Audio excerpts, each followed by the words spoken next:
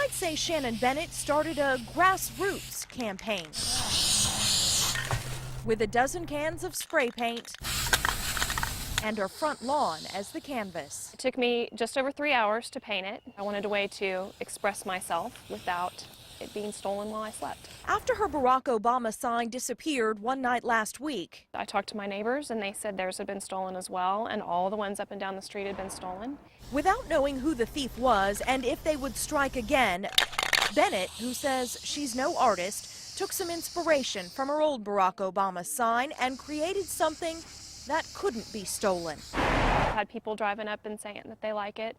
Sometimes during an election year, sidewalks and driveways become battle lines, but not in this neighborhood. I looked out and I was surprised to see it one morning, but and I am a Republican, but I was really impressed with how pretty it is. Elaine Gosling voted early for John McCain, but she doesn't mind the view from her front yard. I was really impressed with her artistic ability. It's and it really is pretty when it shines in the light. I just wanted to be able to say who I support without being censored, which is how I felt when my sign was taken.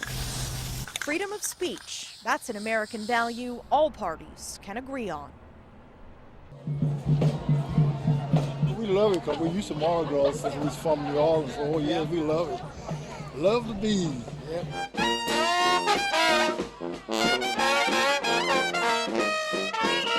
I was born and raised here. It took me 40 years to get back home, but I finally made it back after Hurricane Katrina ran me.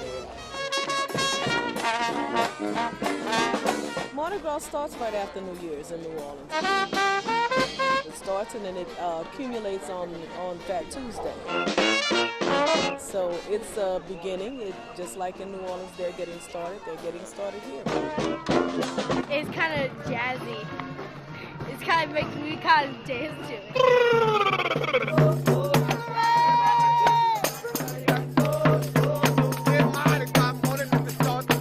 Camaraderie. It's excellent. When do you have this many people out in the street dancing? Not in Bastrop. Fuck nobody with a face on the bed. The interaction and the costumes and the colors and the freedom to just be yourself. And knowing that New Orleans has overcome such a great tragedy and that it's really given a lot to their culture to bring it here. Got a fella running wild and kick it there. Put your leg up.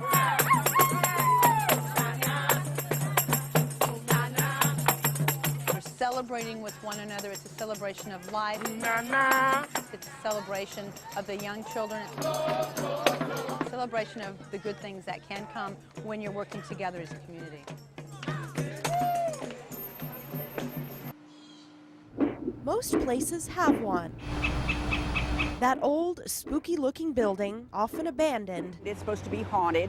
Often surrounded by local lore and legend. It was a strange building. It had a really strange feel to it.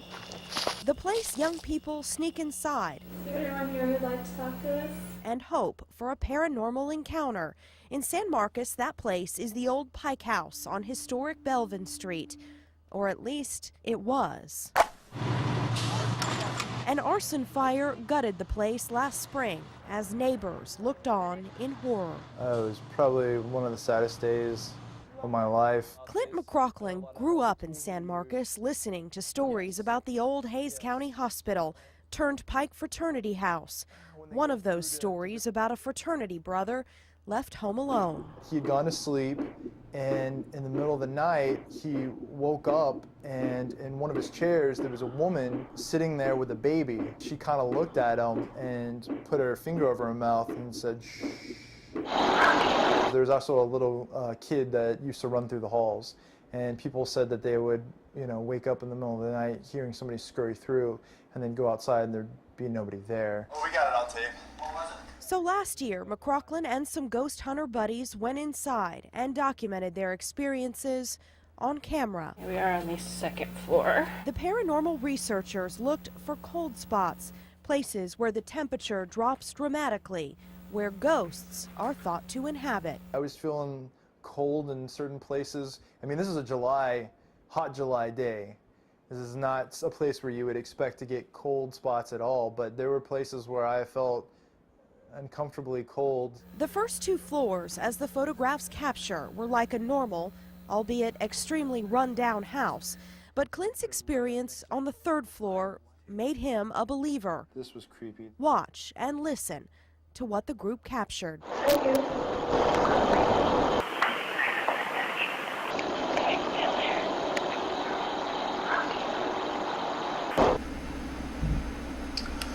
I just hear a little pitter-patter of feet running by me, and I stopped and I looked at the people behind me. I said, "Do you guys hear that?" And they're like, "Yep." I'm like, "All right, let's get out of here. I'm good." All right, well that was fun. Good times.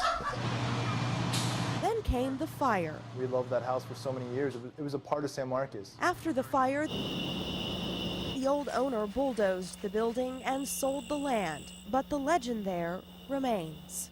It's still the grounds for the ghosts, and I think that they're still roaming.